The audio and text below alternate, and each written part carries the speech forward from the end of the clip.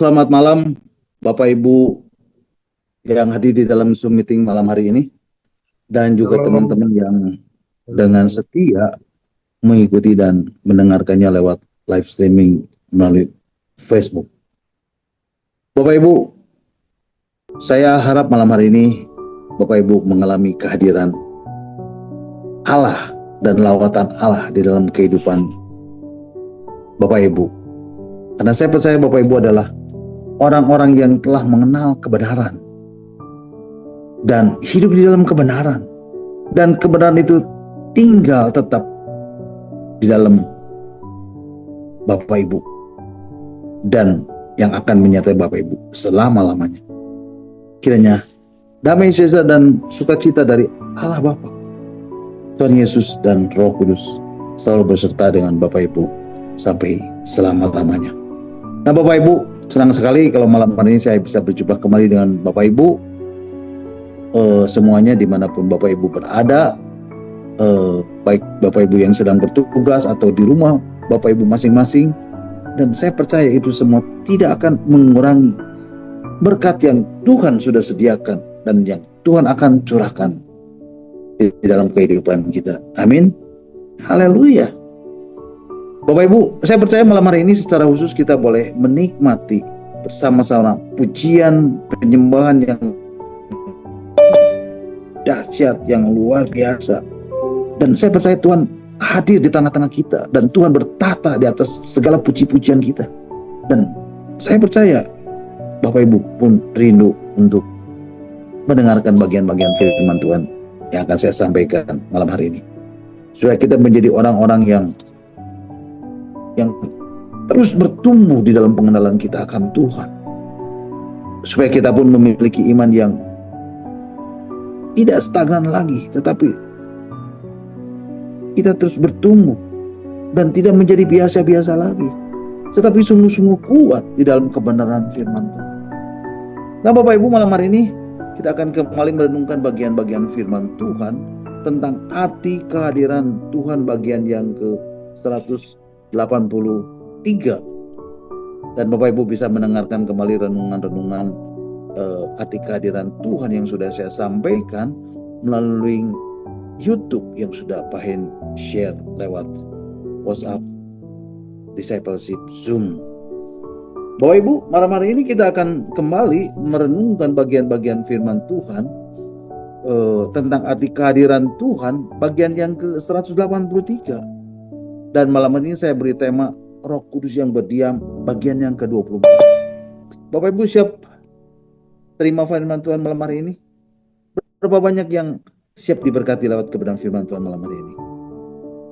Berapa banyak yang rindu untuk mengalami Tuhan malam hari ini? Berapa banyak yang rindu untuk bilang, Tuhan aku rindu akan bersama malam hari ini? Katakan amin. Dan boleh lambaikan tangan buat Tuhan. Haleluya. Nah Bapak Ibu, minggu yang lalu saya sudah sampaikan bahwa ada satu hal penting yang harus Bapak Ibu ketahui, yaitu bahwa Allah itu roh. Dan ketika Adam berada di Taman Eden sebelum jatuh ke dalam dosa, memang Adam memiliki tubuh jasmani, dan juga memiliki jiwa, dan juga memiliki roh. Nah Bapak Ibu, melalui roh inilah Adam kemudian memiliki hubungan yang intim dengan Allah yang adalah roh. Adam memiliki persekutuan yang intim dengan Allah yang adalah roh. Jadi di Taman Eden ini, Bapak Ibu, rohnya Adam ini ada di dalam persekutuan yang intim dengan Allah. Dan ketika Allah berjalan, Adam peka terhadap segala pergerakan Allah. Bapak Ibu bisa bayangkan, ketika Allah berjalan, pasti tidak terdengar oleh telinga, betul? Karena Allah itu adalah roh. Dan Adam menangkap segala pergerakan Allah ini dengan rohnya. Mari Bapak Ibu kita akan bacanya di dalam kitab Kejadian pasal 3 ayat yang ke-8. Kejadian pasal 3 ayat yang ke-8, demikianlah firman Tuhan. Ketika mereka mendengar bunyi langkah Tuhan Allah yang berjalan-jalan di dalam taman itu pada waktu hari sejuk, Bersembunyilah manusia dan istrinya itu terhadap Tuhan Allah di antara pohon-pohonan dalam taman. Bapak Ibu, firman Tuhan mengatakan apa Bapak Ibu? Ketika mereka mendengar bunyi langkah Tuhan Allah yang berjalan-jalan di dalam taman itu pada waktu hari sejuk, bersembunyilah manusia dan istri itu terhadap Tuhan Allah di antara pohon-pohonan dalam taman itu. Jadi Bapak Ibu, Adam bisa mendengar bunyi langkah Allah yang sedang berjalan-jalan di dalam taman itu. Dan itu pasti rohnya yang mendengar. Amin. Roh Adam sangat peka dengan kehadiran Allah yang adalah roh. Nah Bapak Ibu, ini akan menjadi perhatian di dalam pembahasan kita malam hari ini. Dan Allah yang adalah roh ini juga adalah Allah yang kudus. Surat 1 Petrus pasal 1 ayat 16 mengatakan, mari Bapak Ibu kita akan membacanya. Surat 1 Petrus pasal 1 ayat 16. Firman Tuhan mengatakan, sebab ada tertulis, kuduslah kamu, sebab aku kudus. Jadi Bapak Ibu, firman Tuhan mengatakan apa? Kuduslah kamu, sebab aku kudus. Jadi Allah Bapa itu kudus. Sehingga ketika dikatakan the Holy One, dan itu adalah namanya, aku adalah yang kudus. Nah, kekudusan ini adalah gambaran dari kemuliaannya. Kekudusan ini adalah satu kodrat atau satu-satunya sifat dari Allah. Dan di dalam nature kekudusan Allah inilah kita melihat refleksi dari kemuliaan Allah. Bapak Ibu, kekudusan Allah ini tidak bisa direfleksikan. Kekudusan Allah ini tidak bisa dipancarkan. Kekudusan Allah ini tidak dapat dimanifestasikan. Tetapi yang dapat dimanifestasikan adalah sifat Allah yang lain, yaitu kasih. Kasih inilah yang dapat dimanifestasikan atau yang dapat dipancarkan. Kekudusan Allah itu tidak dapat dimanifestasikan. Tetapi Bapak Ibu, kita harus kudus sebab Dia kudus. Tetapi kasihnya, dengan kasihnya lah Dia bisa memanifestasikan dirinya. Nah, melalui manifestasi kasih Allah inilah Dia bisa merecover keberadaan dirinya. Jadi Bapak Ibu, ketika Allah menciptakan Adam dengan nisbat Kain, karena dia ini adalah Allah yang adalah roh, dan Dia adalah Bapa dari segala roh, maka roh yang serupa dan segambar itu berada di dalam keadaan kodrat yang bersekutu dengan intim. Artinya rohnya Adam ini sangat peka dan dapat mengetahui apa yang roh Allah inginkan. Artinya roh Adam ini sangat peka terhadap pergerakan roh Allah. Bapak Ibu, saya ulangi sekali lagi ya. Kegerakan atau pergerakan atau gerak dinamika Allah itu dapat ditangkap oleh rohnya Adam secara jasmaninya. Karena keadaan tubuhnya yang mulia, karena karakternya yang mulia, karena Adam memiliki tubuh kemuliaan. Nah Bapak Ibu, setelah Adam jatuh ke dalam dosa, yang menjadi pertanyaan adalah bagaimana kita akhirnya dapat kembali bersama-sama dengan Allah, Bapa segala roh. Bapak Ibu, dan itu hanya dapat dilakukan oleh Roh Kudus. Roh Kuduslah yang menjadi jaminan untuk kita dapat mencapainya. Roh Kudus inilah yang menjadi jaminan untuk kita dapat kembali menemukannya. Sehingga hasil akhirnya adalah kita akan bersama-sama dengan Allah, Bapa dari segala roh, untuk selama-lamanya di dalam kemuliaannya, di dalam kekudusannya. Nah Bapak Ibu, di tengah dunia ini, sebelum segala sesuatu itu selesai, sebelum segala sesuatunya berakhir. Apa yang terjadi dengan kita yang sudah ditebus oleh Kristus, yang telah dibeli dengan harganya yang telah lunas dibayar, di mana hidup kita ini bukan lagi hidup untuk diri kita sendiri, tetapi bagi Dia, artinya bagi Kristus yang ada di dalam kita. Apa yang terjadi dengan keadaan itu sekarang yang hubungannya dengan roh kita? Apa hubungannya, Bapak Ibu? Apa yang terjadi, Bapak Ibu? Sekali lagi saya ulangi, Allah itu adalah roh. Dia adalah Bapa dari segala roh. Dan Allah itu ada di dalam persekutuan dengan Adam sebelum jatuh ke dalam dosa. Adam hidup di dalam persekutuan yang intim dengan Allah.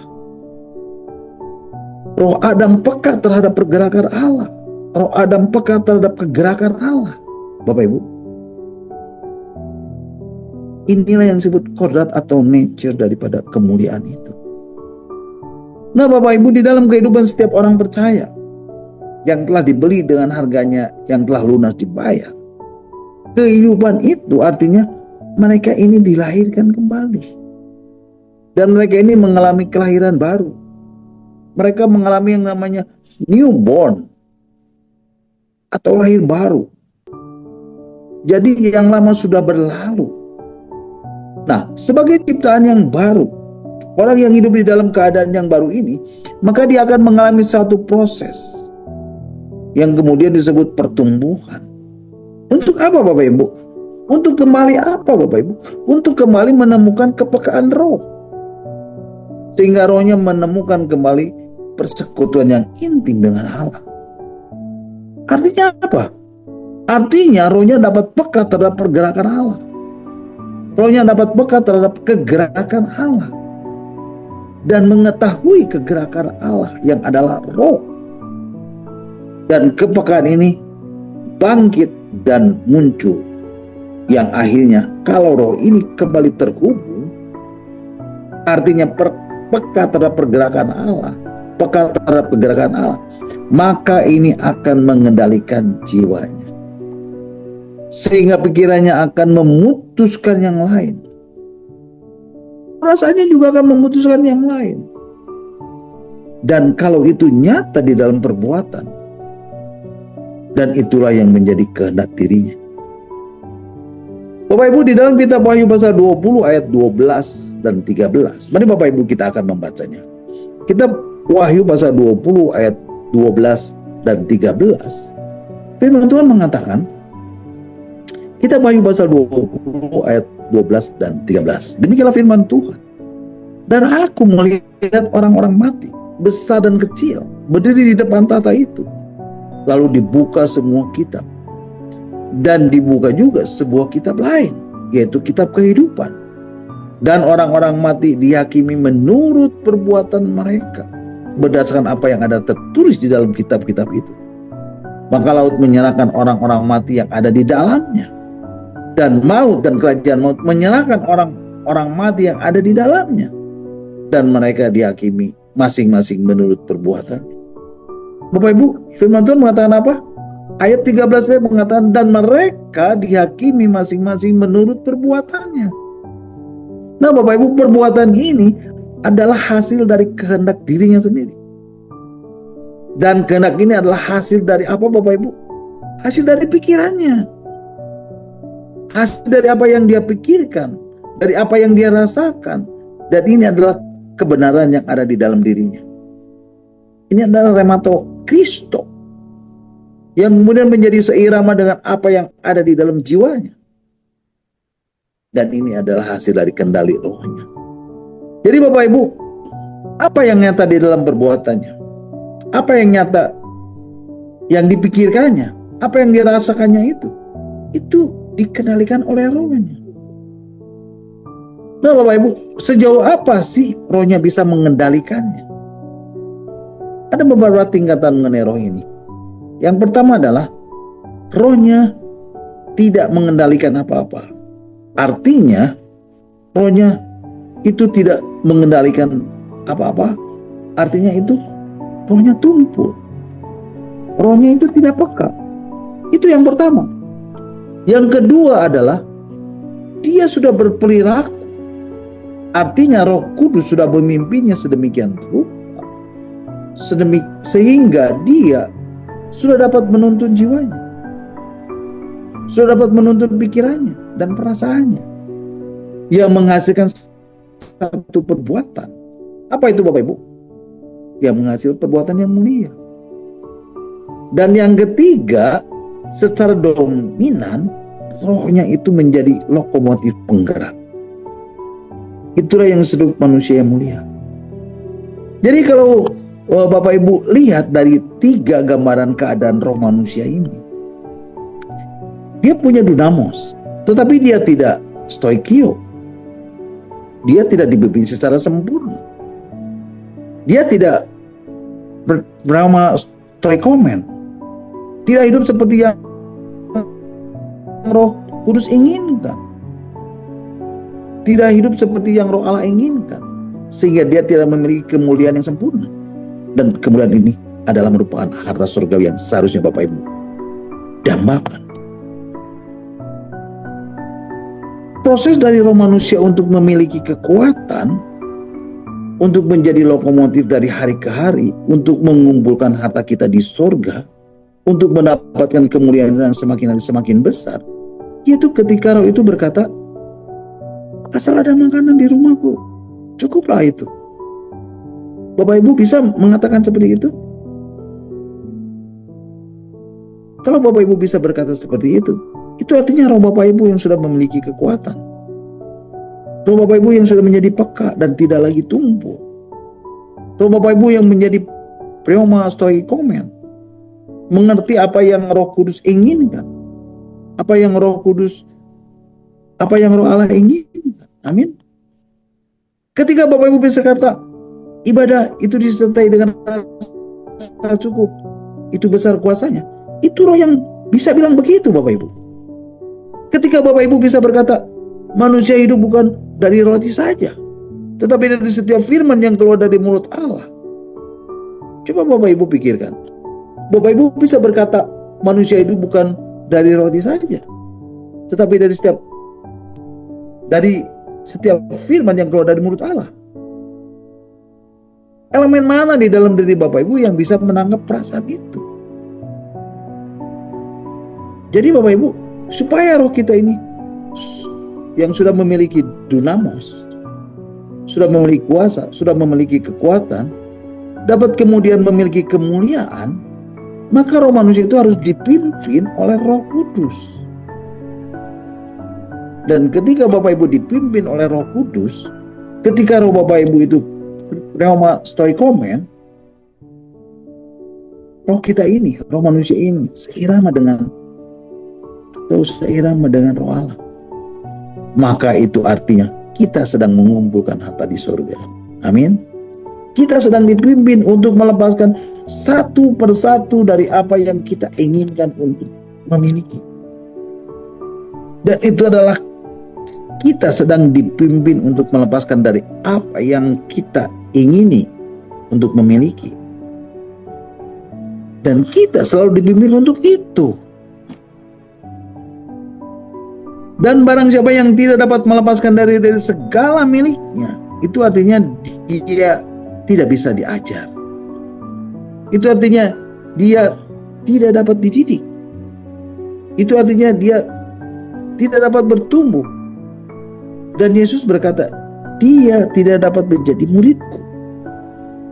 Artinya dia tidak dapat mengumpulkan harta di surga. Artinya dia tidak dapat melepaskan diri dari segala sesuatunya. Seperti orang kaya yang muda yang hanya datang berlutut di hadapan kaki Yesus dan berkata apa Bapak Ibu? Mari kita baca di dalam Matius pasal 19 ayat 21. Injil Matius pasal 19 ayat 21. Ya, di dalam Injil Matius pasal 19 ayat 21, firman Tuhan mengatakan, kata Yesus kepadanya, jikalau engkau hendak sempurna, pergilah, jualah segala milikmu itu, dan berikanlah itu kepada orang-orang miskin. Maka engkau akan beroleh harta di surga. Kemudian datanglah kemari dan ikutlah aku. Firman Tuhan mengatakan apa Bapak Ibu? Pergilah, jualah segala milikmu dan berikanlah itu kepada orang-orang miskin. Artinya apa Bapak Ibu? Artinya lepaskanlah apa yang ada padamu, supaya engkau memiliki harta di surga.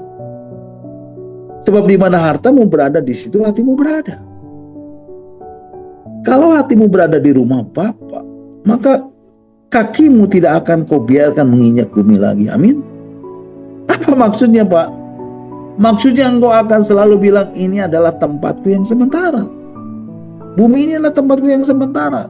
Dan tempat yang sesungguhnya adalah di rumah Bapa. Dan engkau tidak akan sedang membangun kerajaan di bumi ini. Amin.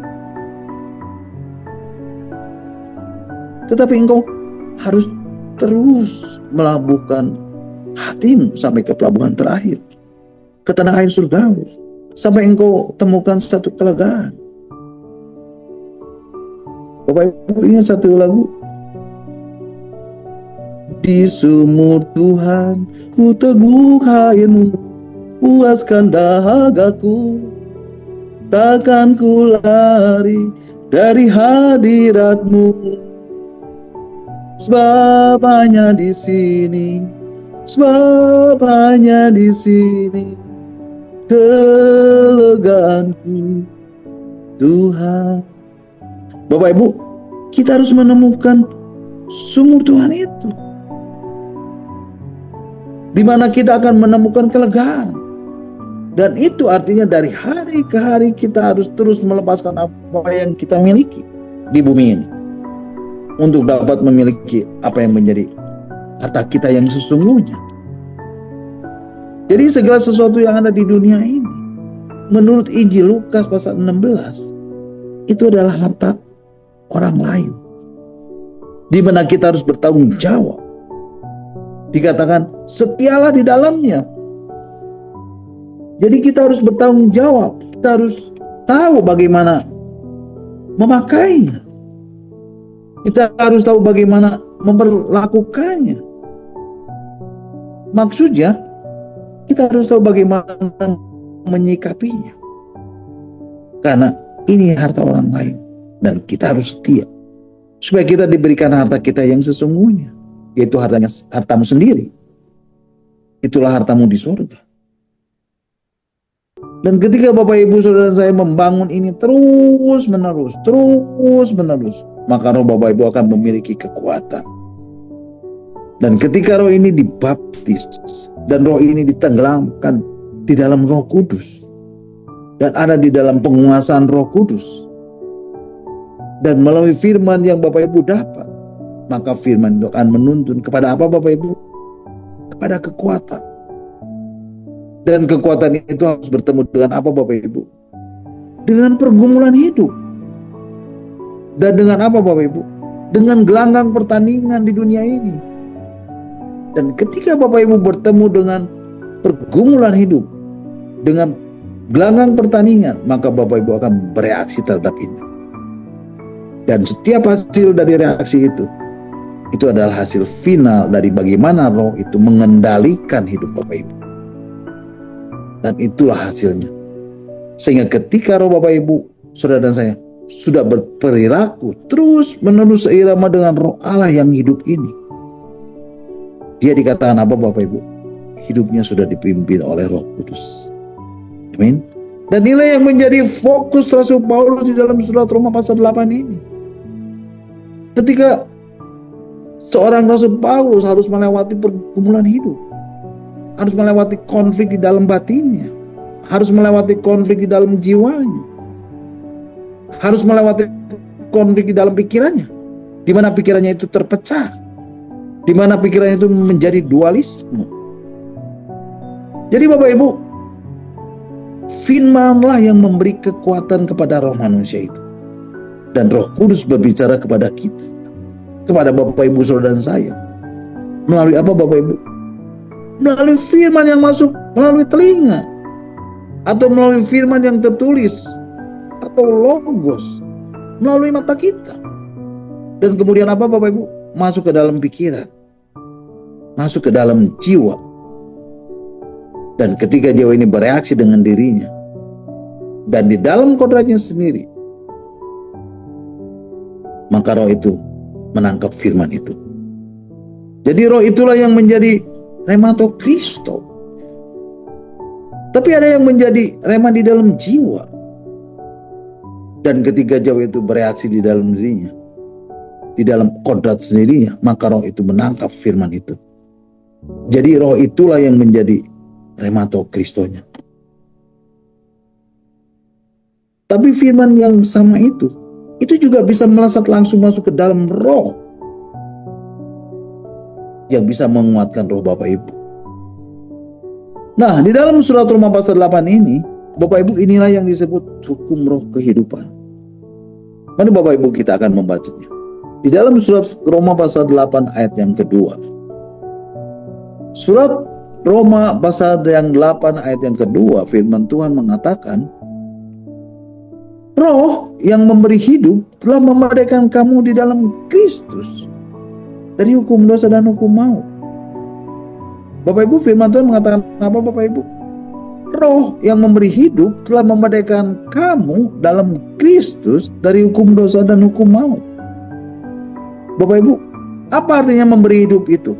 Bapak Ibu, memberi hidup itu artinya mengembalikan roh Bapak Ibu saudara saya. Pertanyaannya adalah, untuk apa Bapak Ibu?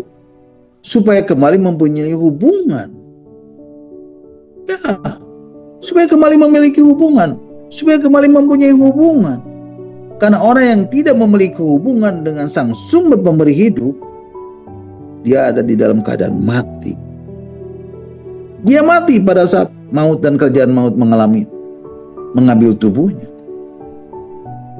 Bapak Ibu, di dalam Alkitab terjemahan sederhana, surat Roma pasal 8 ayat 1, ini menarik Bapak Ibu. Mari Bapak Ibu kita akan membacanya. Surat Roma pasal 8 ayat yang pertama, terjemahan sederhana.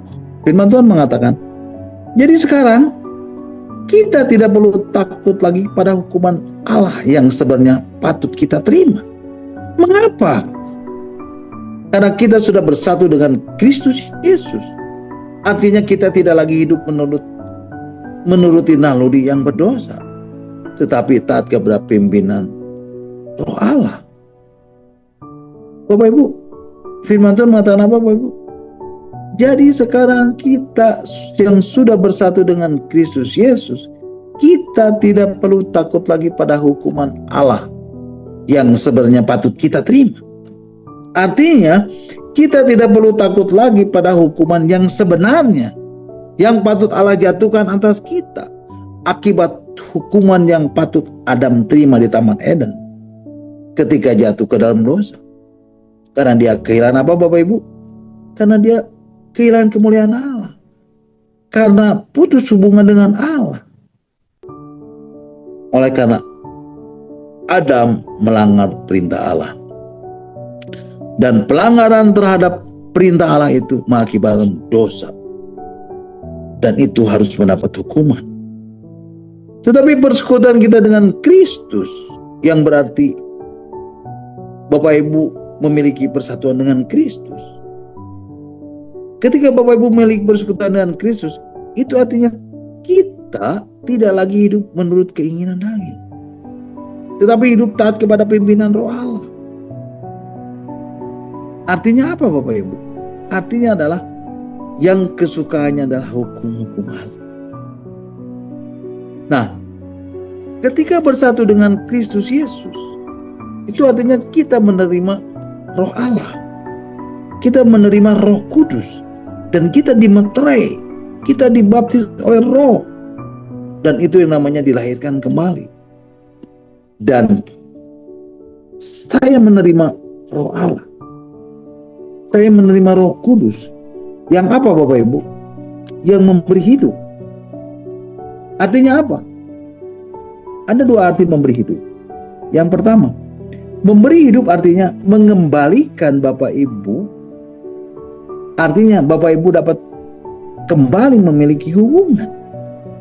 Jadi memberi hidup itu adalah memberikan Bapak Ibu satu hubungan kembali dengan sang sumber hidup itu. Yang kedua, Memberi hidup artinya adalah rohnya itu kemudian dapat menjadi lokomotif, artinya dapat mengendalikan jiwanya. Dan rohnya itulah yang sudah membebaskan Bapak Ibu dari kuasa dosa dalam diri Bapak Ibu, yang selalu menjerat kepada kematian rohani. Nah, hukum roh kehidupan inilah yang menjadi jaminan dan kuasa.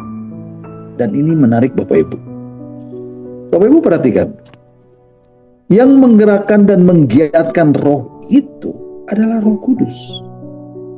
Yang menggerakkan dan mengiyakan roh itu datangnya dari Roh Kudus yang bekerja di dalam roh orang percaya. Jadi hukum roh kehidupan ini adalah satu kuasa, satu jaminan yang menggerakkan roh dan menggiatkan roh, menggerakkan roh dan kemudian membuatnya dia giat atau berdinamika, atau terus-menerus Roh Kudus itu bekerja di dalam roh kita yang membuatnya dia giat atau berdinamika, atau terus-menerus Roh Kudus itu bekerja di dalam roh orang percaya itu. Dan Bapak Ibu, semua pasti sudah tahu prosesnya, bukan? Ada 3 tahapan di dalam proses ini.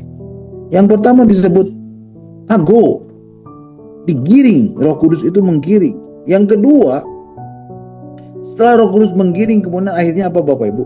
Akhirnya Bapak Ibu paripateo, atau berperilaku, atau jadi terbiasa. Dan yang ketiga, setelah paripateo, kemudian yang terakhir apa Bapak Ibu?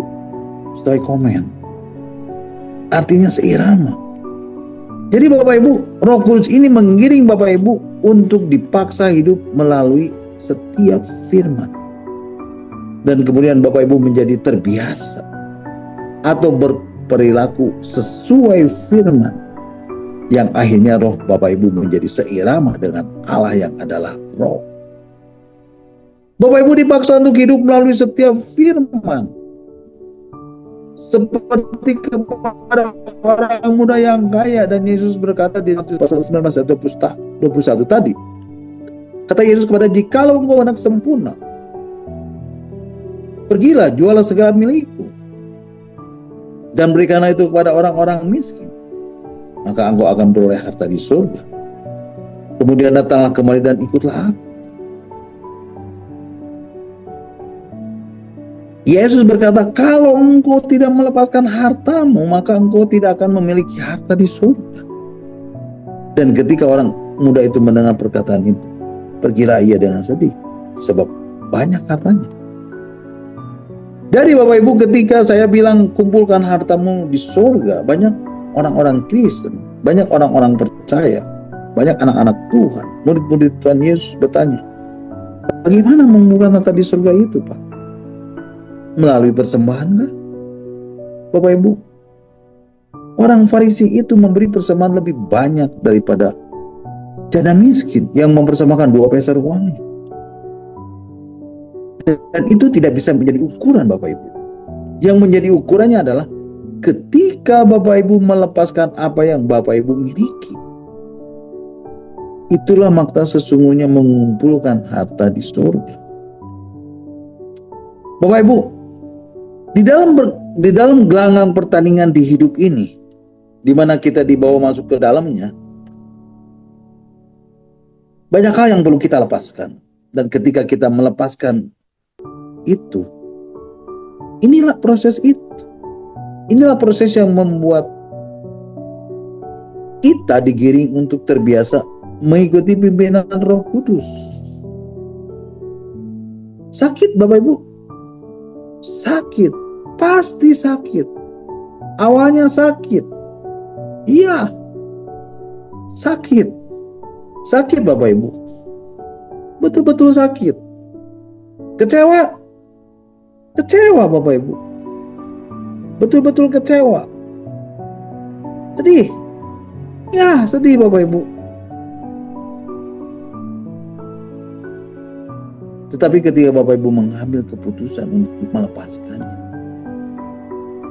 artinya Bapak Ibu sedang berhasil untuk terbiasa mengikuti pimpinan Kudus.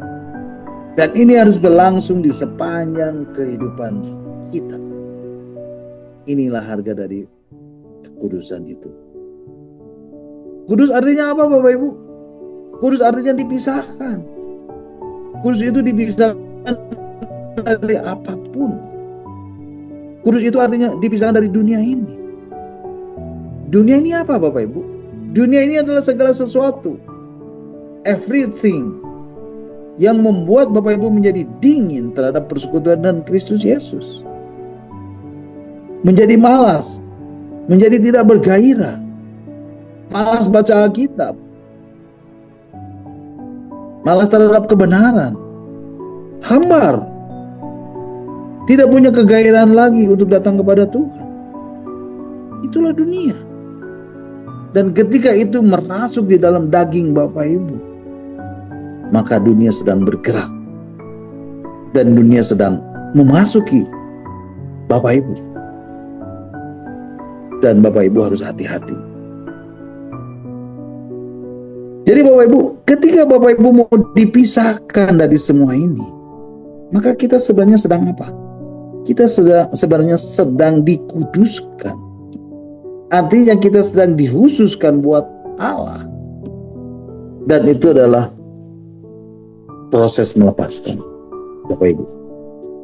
Dan itu artinya proses di mana kita mengumpulkan harta di surga. Kita sedang terbiasa dan berperilaku seperti yang Roh Kudus inginkan. Dan kita sedang berparipateo. Nah Bapak Ibu, Roh Kudus ini memiliki kuasa atau dunamus. Dan ini adalah satu jaminan untuk menggerakkan dan menggiatkan roh orang percaya. Dan Roh Kudus ini juga yang membebaskan orang-orang percaya dari hukuman dosa, dari perhambaan dosa. Dengan cara apa Bapak Ibu? Dengan cara dilahirkan kembali dan menjadi ciptaan baru. Jadi hukum roh kehidupan ini selanjutnya bekerja secara leluasa pada saat orang percaya menyerahkan diri untuk menaati Roh Kudus. Dan di sini ada proses yang luar biasa, yaitu dengan rela menyerahkan diri secara leluasa. Ketika apa Bapak Ibu? Ketika mau dituntun untuk dipelihara, untuk digerakkan dan digiatkan oleh Roh Kudus. Bapak Ibu, ketika Bapak Ibu dihadapkan pada satu pergumulan hidup, dan Bapak Ibu tahu siapa yang Bapak Ibu percayai, dan percaya akan kuasa kebangkitannya, dan itu yang menguasai batin Bapak Ibu, maka Bapak Ibu akan mampu menghalaunya, dan akan mampu menghadapinya, akan mampu menaklukkannya dan mengatasinya. Amin. Kalau Bapak Ibu mampu mengatasinya, itu artinya roh Bapak Ibu yang bekerja. Bagaimana dengan pikirannya? Pikirannya masih punya pilihan-pilihan. Bapak Ibu pasti tahu yang membuat bimbang itu apa, Bapak Ibu? Pikiran Bapak Ibu. Yang membuat orang menjadi cemas itu apa, Bapak Ibu? Perasaannya. Dan dari kedua hal ini harus bagaimana supaya roh Bapak Ibu dapat mengendalikannya? Bapak Ibu harus memberi makan roh Bapak Ibu setiap hari. Jadi ketika Bapak Ibu dengan leluasa menyerahkan diri dan mengosongkan bejana jiwa ini dari segala keinginan-keinginan dan semua hasrat pribadi Bapak Ibu, itu artinya Bapak Ibu sedang mengizinkan Roh Kudus secara leluasa bekerja dan menggerakkan dan menggiatkan roh Bapak Ibu. Ketika Bapak Ibu menyerahkannya secara rela, Tuhan, penuhi aku dengan gairah surgawi yang suci. Bapak Ibu lihat, Bapak Ibu akan mendapatkan kekuatan yang baru. Roh manusia itu menjadi kuat. Artinya Bapak Ibu akan mampu mengendalikan pikiran Bapak Ibu. Dan roh Bapak Ibu akan lantang. Speak out. Bapak Ibu akan lantang berbicara. Sekalipun anggingku dan hatiku habis lenyap, gunung batuku tetaplah engkau selama-lamanya. Dan itu roh yang berbicara. Demikian Bapak Ibu. Dia akan bekerja di dalam diri Bapak Ibu. Ada satu kuasa yang memungkinkan Bapak Ibu untuk mengatasi dosa. Dan Roh Kudus akan menggiring, akan memimpin supaya roh Bapak Ibu menjadi terbiasa dan berperilaku seperti yang Roh Kudus inginkan. Sampai Bapak Ibu memiliki penurutan yang mengendalikan roh Bapak Ibu seirama dengan roh Allah. Dan akhirnya apa Bapak Ibu? Mari kita akan baca ayatnya. Di dalam surat Roma 8 ayat 16. Surat Roma pasal 8 ayat 16. Firman Tuhan mengatakan, akhirnya apa Bapak Ibu? Akhirnya roh itu bersaksi bersama-sama dengan roh kita bahwa kita adalah anak-anak Allah. Dan oleh roh itulah kita berseru, ya Aba, ya Bapa. Bapak Ibu, kebayang bukan? Tadi dibilang apa Bapak Ibu? Hukum roh kehidupan itu membawa kita memiliki kembali hubungan, membawa kita memiliki kembali persekutuan, membawa kita kembali memiliki persatuan dengan Kristus Yesus. Artinya membawa kita kembali memiliki persekutuan dengan roh Bapa. Dan akhirnya memiliki apa Bapak Ibu? Memiliki hubungan dengan roh itu. Dan kita bisa berseru, ya Aba, ya Bapa. Mari Bapak Ibu kita baca surat Roma pasal 8 ayat 15 dan 16. Surat Roma pasal 8 ayat 15 dan 16. Firman Tuhan mengatakan, sebab kamu tidak menerima roh perbudakan yang membuat kamu menjadi takut lagi, tetapi kamu telah menerima roh yang menjadikan kamu anak-anak Allah. Oleh roh itu kita berseru, ya Aba, ya Bapa. Coba Bapak Ibu perhatikan. Bapak Ibu bisa lihat, roh itu, Roh Kudus, ya, oleh roh itu, ayat selanjutnya ayat 16 mengatakan, roh itu bersaksi bersama-sama dengan roh kita bahwa kita adalah anak-anak Allah. Jadi Bapak Ibu, menarik bukan? Jadi roh itu bersaksi bersama-sama dengan roh kita, artinya berdua bersaksi bahwa kita adalah anak-anak Allah. Jadi bagaimana kita tahu kalau kita ini adalah anak-anak Allah? Kalau roh itu sudah membawa Bapak Ibu saudara saya, kalau Roh Kudus itu dengan roh Bapak Ibu sudah sepakat, sudah seirama, baru dia akan bersaksi bahwa kita adalah anak-anak Allah. Jadi apa yang Bapak Ibu? Jadi apakah Bapak Ibu anak-anak Allah? Itu bukan lagi pikiran yang menjawabnya, tapi roh kita. Apakah kita bersama-sama dengan Roh Kudus yang bersaksi bahwa kita adalah anak-anak Allah? Jadi yang penting di dalam hukum roh kehidupan itu adalah ketika orang percaya itu digiring, ya, supaya roh itu terbiasa berperilaku hidup menurut Roh Kudus, sampai memiliki penurutan yang menjadikan rohnya itu seirama dengan roh, seirama dengan Roh Kudus. Dan hasilnya adalah Roh Kudus itu akhirnya kembali menghidupkan, dan Bapak Ibu akan kembali memiliki hubungan. Kalau hidup itu artinya hubungan.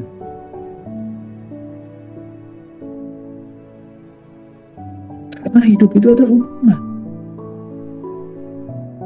Dan orang-orang yang tidak memiliki hubungan itu mati Bapak Ibu. Jadi Roh Kudus itu adalah roh yang menghidupkan.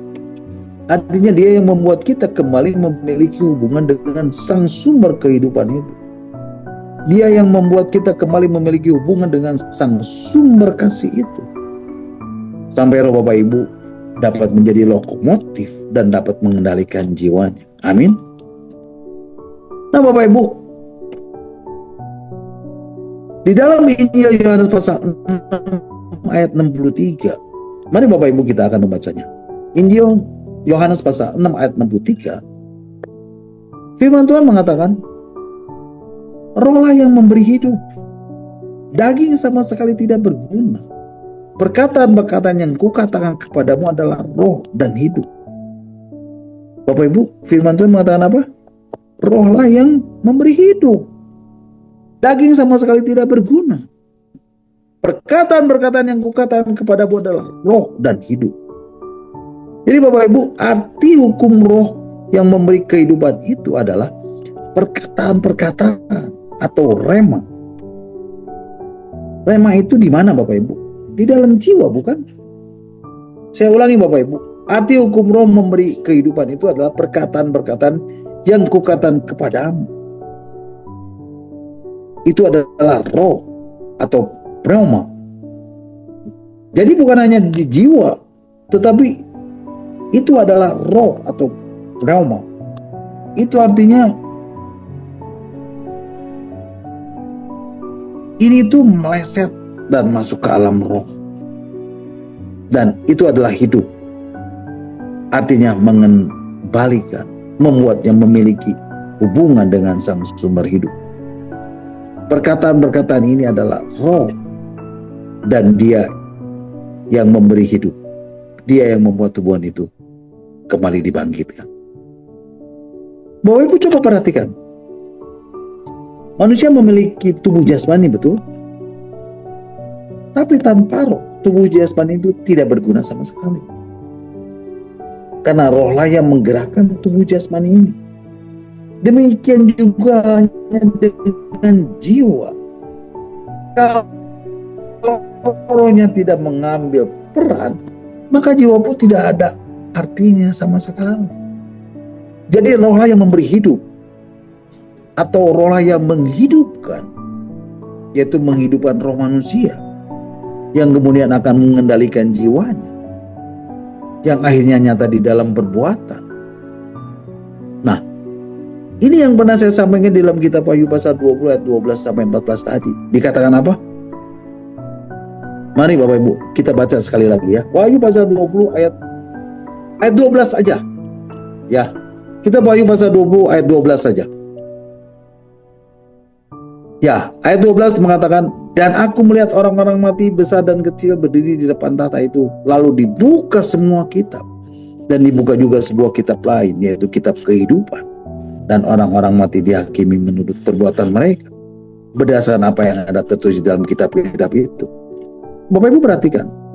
Di sini firman Tuhan mengatakan di ayat 12b dikatakan, dan orang-orang mati dihakimi menurut perbuatan mereka. Nah, ini yang menjadi penting. Karena apa Bapak Ibu? Karena perbuatan itu pasti hasil dari apa yang digerakkan oleh roh di dalam diri kita.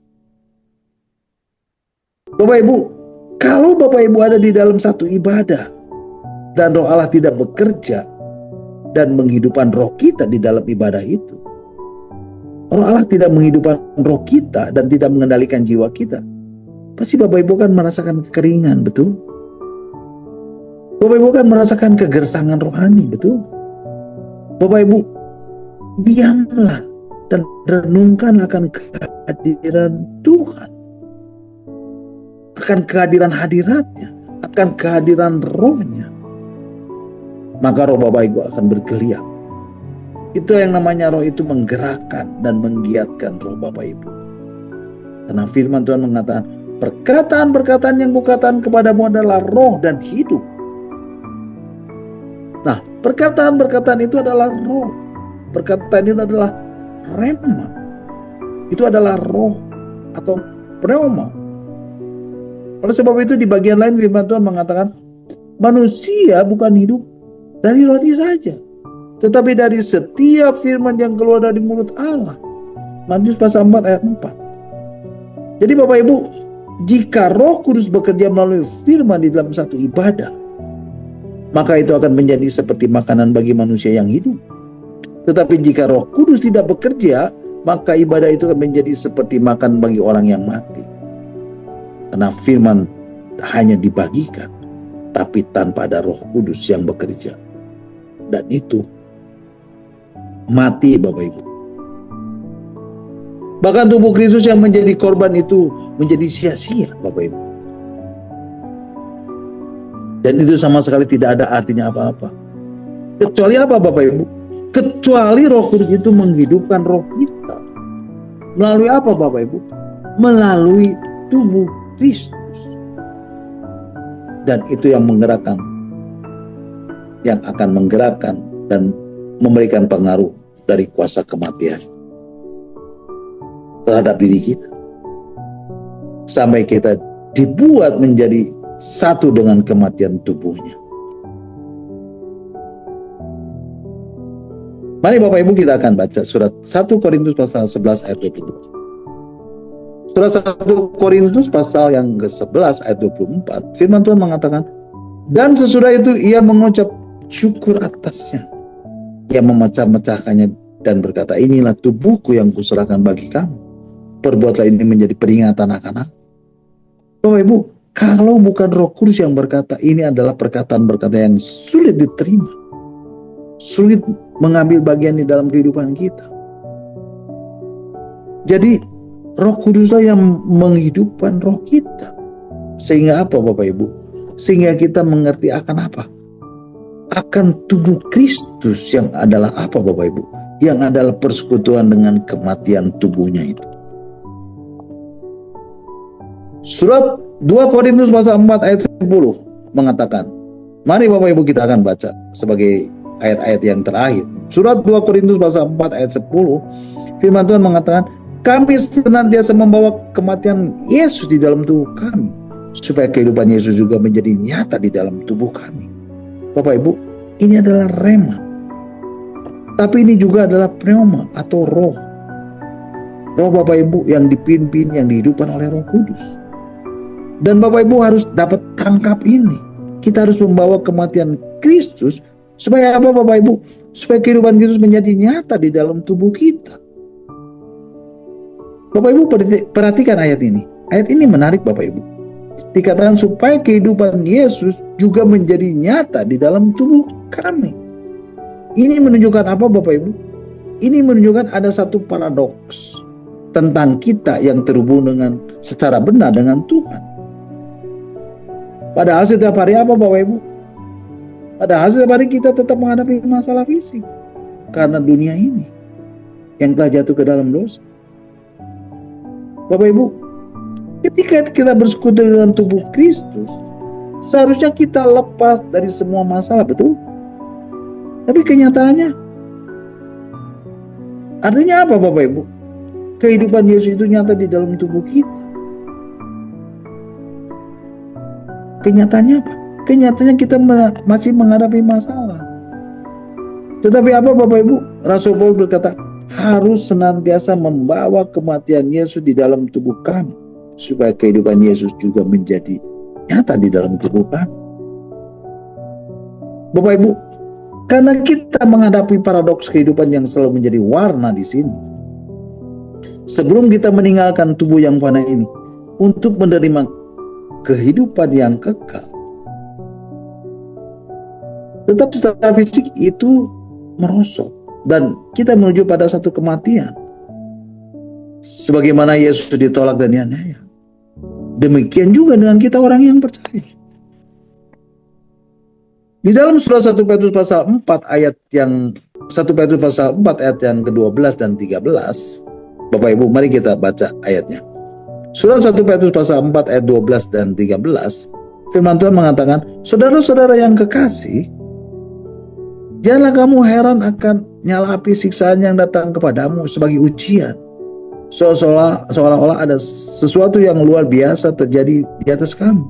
Ayat 13, sebaliknya bersukacitalah sesuai dengan bagian yang kamu dapat dalam penderitaan Kristus, supaya kamu juga boleh bergembira dan bersukacita pada waktu ia menyatakan kemuliaannya.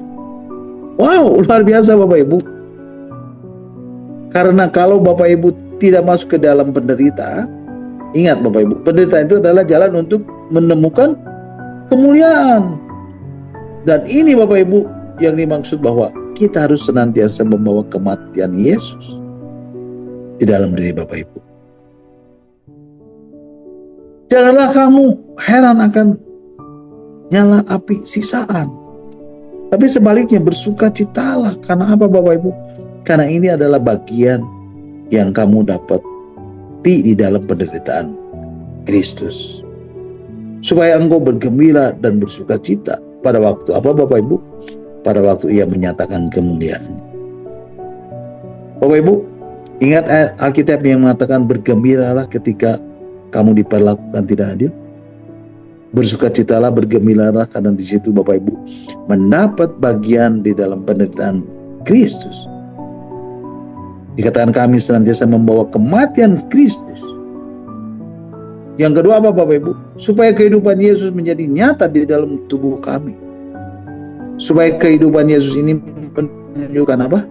Menunjukkan kesetiaan Yesus pada penganiayaan. Dan menjadi nyata di dalam kehidupan orang-orang percaya. Kehidupan Yesus menjadi nyata ketika Bapak Ibu melihat api siksaan. Dan tetap bersuka cita, tetap setia, tetap berkobar-kobar, menyalakan rohmu. Nyalakan api roh di dalam dirimu.